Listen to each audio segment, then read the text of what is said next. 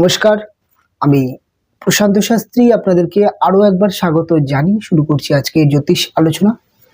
আজকে আলোচনা করব কুম্ভ রাশিকে নিয়ে।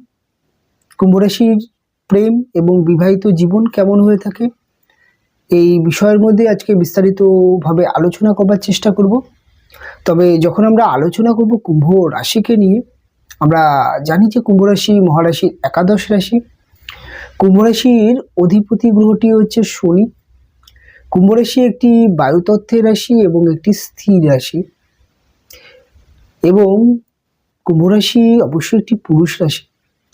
কুম্ভ রাশি যেহেতু বায়ুতত্ত্বের রাশি, তাই কুম্ভ রাশির জাতক বা জাতিকাদের মধ্যে প্রচণ্ড ইন্টেলিজেন্ট হয়ে থাকে এবং অত্যন্ত মেধাবী হয়ে থাকে কুম্ভ রাশির জাতক বা জাতিকারা।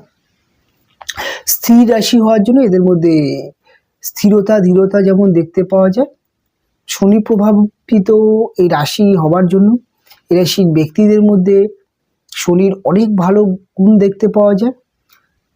কাজেই কুম্ভ রাশির জাতক বা জাতিকাদের যখন আমরা প্রেম নিয়ে আলোচনা করব, কুম্ভ রাশির জাতক জাতিকারা প্রেমের ক্ষেত্রে এদের জীবনে প্রেম আসে, একাধিক প্রেম আসে, এবং প্রেমের ক্ষেত্রে ম্যাক্সিমাম ক্ষেত্রে দেখা যায় যেহেতু এদের ফিফথ হাউস অর্থাৎ পঞ্চম ভাব, যেই ভাবটি থেকে আমরা প্রেমকে বিচার করি, সেই ভাবটি যেহেতু মিথুন রাশির ঘর এবং বুধ প্রভাবিত রাশি, এক কথায় বলা যেতে পারে কুম্ভ রাশির প্রেমিক বা প্রেমিকারা প্রচণ্ড বুদ্ধিমান হয়ে থাকে এবং এরাও অত্যন্ত ইন্টেলিজেন্ট হয়ে থাকে, কেননা মিথুন রাশি এটিও একটি বায়ুতত্ত্বের রাশি। কাজেই এক কথায় বলা যেতে পারে যে কুম্ভ রাশির জাতক বা জাতিকাদের প্রেমের ক্ষেত্রে দেখা যায় যে খুব অল্প বয়সে কুম্ভ রাশির জাতক জাতিকারা প্রেমের জীবনে চলে আসে, এবং এটাও বলা যেতে পারে যে আপনার কুম্ভ রাশির যদি আপনি জাতক হয়ে থাকেন, আপনার যিনি প্রেমিকা হবেন তিনি অনেক সময় আপনার থেকে বয়সটা অনেক কম হয়ে যেতে দেখা যায়, অনেক অল্প বয়সে মানুষের সাথে আপনার প্রেম হয়ে যেতে পারে, এরকম একটি যোগ দেখতে পাওয়া যায়। আবার কুম্ভ রাশির জাতিকাদের ক্ষেত্রে দেখা যায় যে তার যিনি প্রেমিক হয়, প্রেমিকের মধ্যে একটি বাল্যসুলভ আচরণ, এটি একটি হাসি মজা ঠাট্টা, সিরিয়াসনেস কম, এরকম একটি প্রেমিক দেখতে পাওয়া যায়। তবে কুম্ভ রাশির প্রেমিক বা প্রেমিকাদের মধ্যে সবার প্রথমে আপনি দেখতে পাবেন এরা অত্যন্ত খুব মিষ্টি কথা বলতে পারে, খুব গুছিয়ে কথা বলতে পারে, এবং একটু আদো স্বভাব এদের থেকে থাকে। তবে অত্যন্ত বুদ্ধিমান হয়ে থাকে কুম্ভ রাশির প্রেমিক বা প্রেমিকারা। তবে কুম্ভ রাশির জাতক বা জাতিকাদের প্রেমিকাদের মধ্যে, প্রেমিক বা প্রেমিকা উভয়ের মধ্যে আপনি দেখতে পাবেন এরা বাচ্চাদেরকে খুব ভালোবাসে। কুম্ভ রাশির জাতক বা জাতিকারাও বাচ্চাকে ভালোবাসে। এদের প্রেমিক বা প্রেমিকার মধ্যে প্রেম বিষয়কে নিয়ে প্রচণ্ড আবদার দেখতে পাওয়া যায়।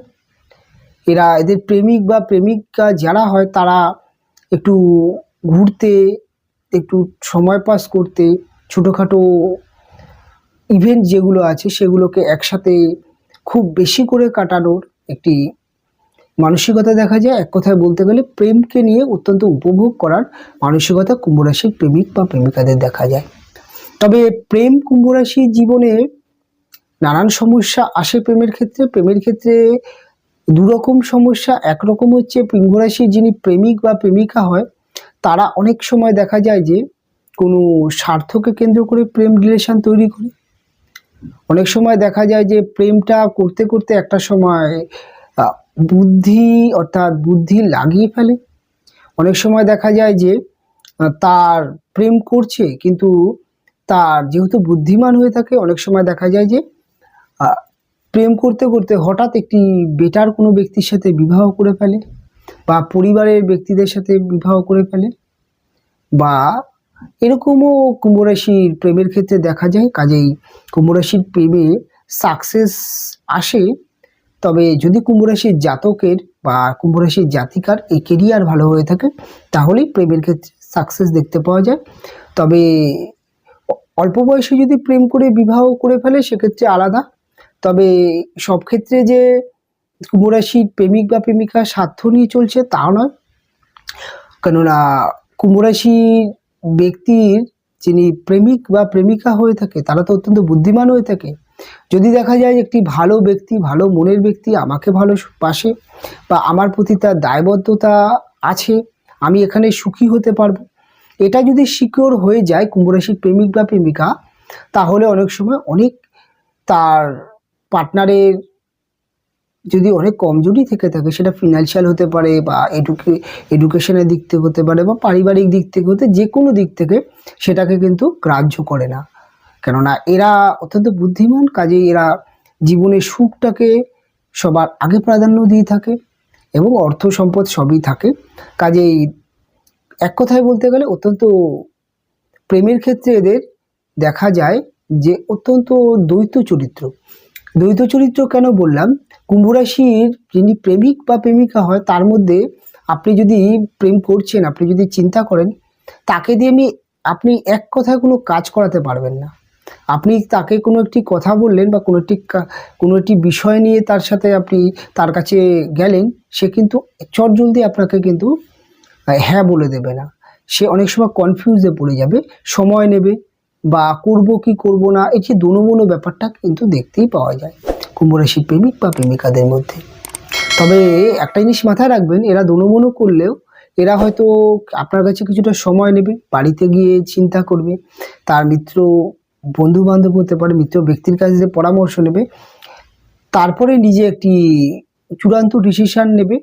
তবে কুম্ভ রাশির প্রেমিক বা প্রেমিকা আলটিমেটলি যে ডিসিশন নিয়ে থাকে, সেই ডিসিশন ম্যাক্সিমাম ক্ষেত্রে রাইট হয়ে থাকে এবং তার জন্য ভালো হয়ে থাকে।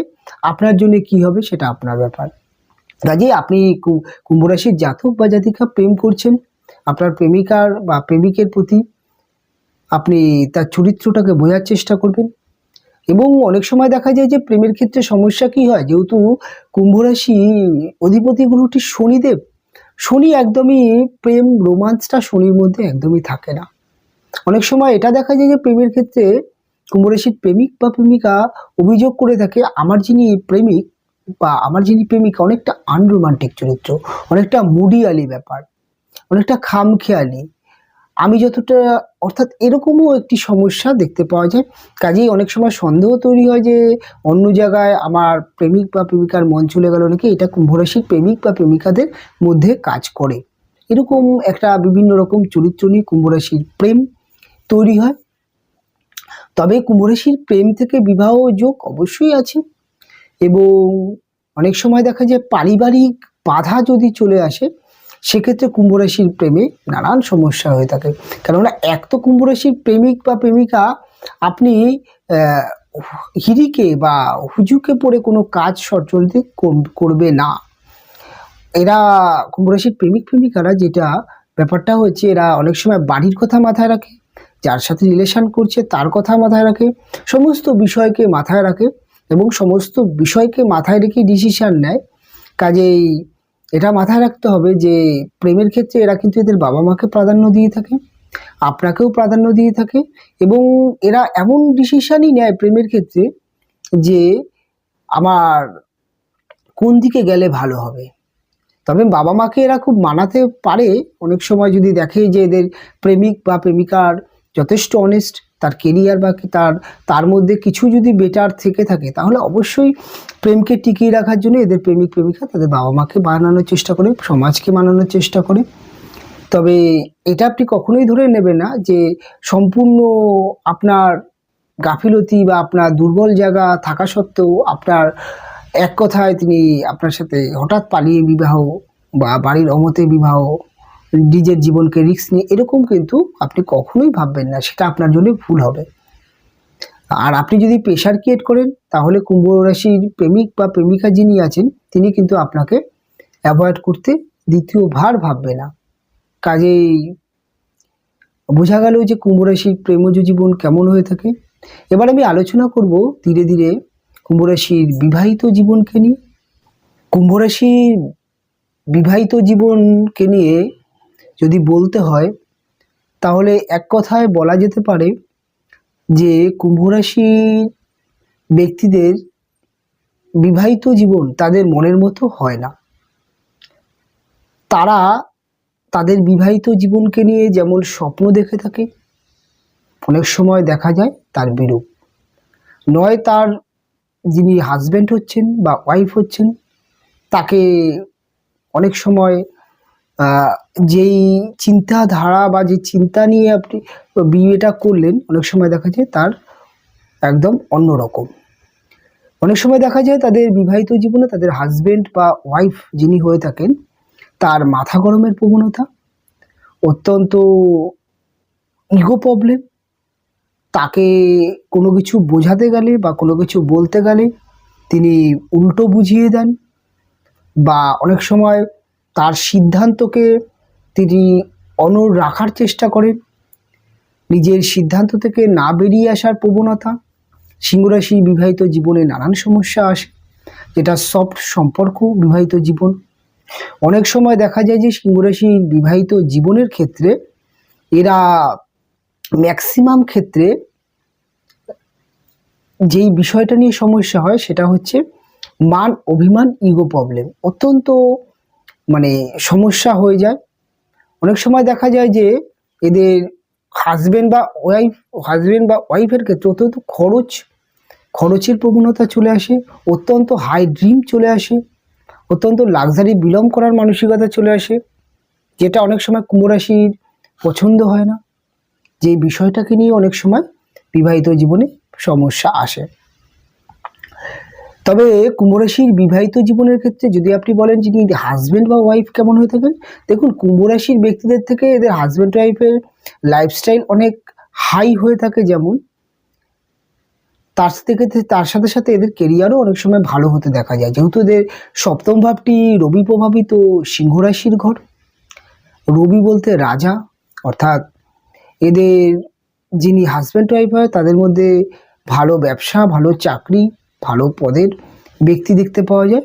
তবে এক কথায় বলতে গেলে অনেক সময় কুম্ভ রাশির জাতক বা জাতিকাদের তাদের হাজব্যান্ড বা ওয়াইফের কাছ থেকে অনেক সময় ডমিনেট হতে দেখা যায়। অনেক সময় দেখা যায় যে অনেক ছোটোখাটো বিষয় নিয়ে প্রায়ই ডমিনেট হয়ে যায়।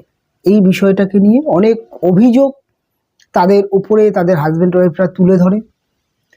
সেই বিষয়টা নিয়ে অনেক সময় মানসিক হতাশা তৈরি হয়। আপনি যদি বলেন যে কুম্ভ রাশির বিবাহিত জীবন, আপনার বিবাহিত জীবন কেমন, আপনি অনেক সময় এক কথায় উত্তর দিতে পারবেন না যে খুব একটা ভালো।